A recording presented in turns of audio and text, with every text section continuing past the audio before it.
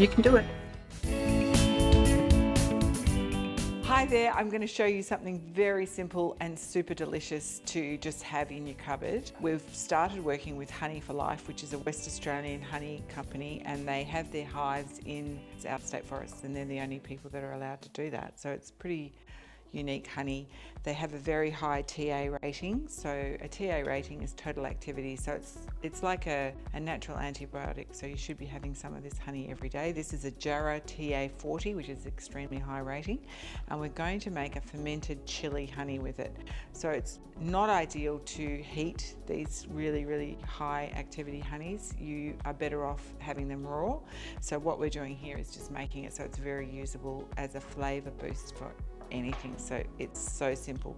Here's one we made earlier, and the reason we made it earlier is because it takes about a week for it to start doing its thing.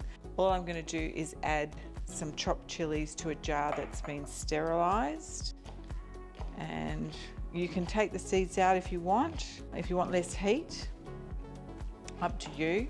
I'm just chopping them and leaving the seeds in, and I don't want to touch this because it's really hot.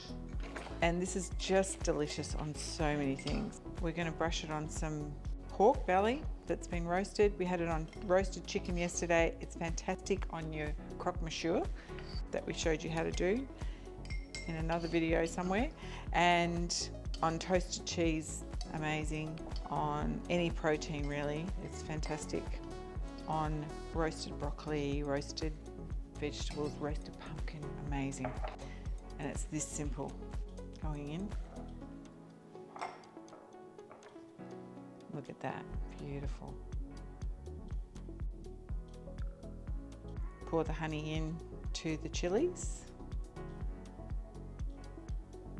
You can use any honey for this, but we are recommending that you use a really high total activity rated honey for the health benefits. And it's that easy. Now we leave it on the bench for a week. So this one was made a week ago, well actually last Friday, and it's now Wednesday, so not quite a week. And you can see that the honey sinks to the bottom, but the rest of it's become quite liquid as it's fermented in with the chilies.